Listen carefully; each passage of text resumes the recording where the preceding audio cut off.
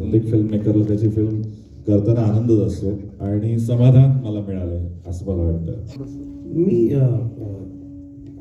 सर्वप्रथम म्हणजे एकतर माझ्यासाठी मी आत्ता नवीन सिनेमा बघितल्यासारखं त्यातलं बघितलं, कारण ते शूटिंग होऊन त्याची सगळी ती त्याच्या पोस्ट प्रोडक्शनमध्ये जितका काळ गेला आहे त्याच्यात वेगवेगळ्या भूमिका करत होतो. पण आता ते बघत असताना जेव्हा मागे जाऊन गोष्टी आठवत आहेत त्याप्रमाणे सर्वप्रथम ज्या वेळेला योगेश विनायक जोशी आणि रवी हे जेव्हा मला ऐकवायला आले होते तेव्हा हे ऐकल्यानंतर, संहिता ऐकल्यानंतर असं झालं की या भूमिकेसाठी, इतक्या अवघड भूमिकेसाठी आपली निवड व्हावी यातच म्हणजे हा विश्वास दिग्दर्शकानं त्याचा पहिला सिनेमा करत असताना आपल्यावर दाखवावा.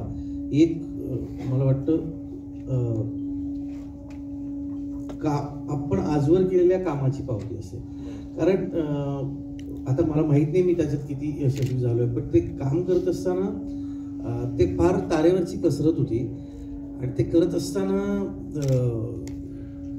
दिग्दर्शक सोडला तर संहिता आणि दिग्दर्शक आणि तो जो अवकाश होता त्या म्हणजे आता कसं सांगू, तो अवकाश भरून काढणं, त्या मूडमध्ये राहणं. सुरुवातीला लोकांना ते लक्षातही येऊ द्यायचं नाही आहे, पण ते तसं असायचंही आहे. त्याच्या डोक्यावर परिणामही होत चालला आहे. तो त्या सगळ्या अपराधीपणाच्या भावनेतनं, न्यूनगंडातनं पछाडलेला आणि हळूहळू स्वतः हरवत गेलेला आणि स्वतःच्या त्या हॅल्युसिनेशन्समध्ये त्या सगळ्या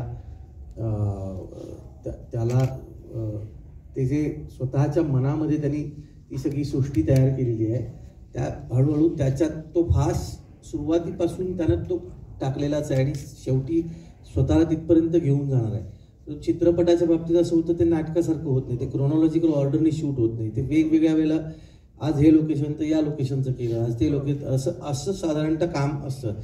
तर ते सांभाळत करणं होतं. मला आत्ता बघताना माझ्या 4 चुका मला आत्ताच दिसतात, अरे मी हे आणखी बेटर करू शकत असतो. तर आता आपण काय त्याच्याविषयी कौतुक करायचं. हां, रवीचा पहिला सिनेमा होता. राजूभाईंनी अशा सिनेमा म्हणजे सगळ्यात पहिलं कौतुक केलं पाहिजे या निर्मात्याचं, की अशा इतक्या वेगळ्या प्रकारच्या चित्रपटात साठी आपले पदरचे पैसे टाकणं ही एक मला वाटतं फार मोठी गोष्ट असते. आणि मग जी सगळी टीम होती त्या टीमनी जे काही काम केलं ते तुमच्या समोर आहे. तर आता